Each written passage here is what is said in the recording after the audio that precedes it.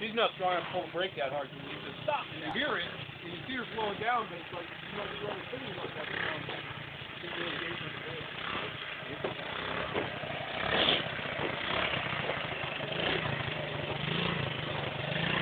Stop.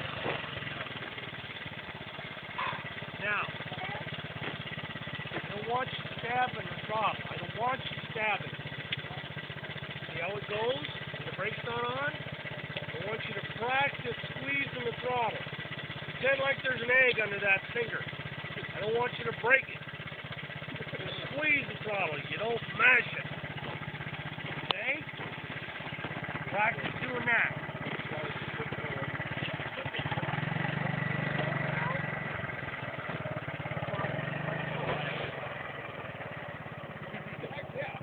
Why do you want to drive? Yeah,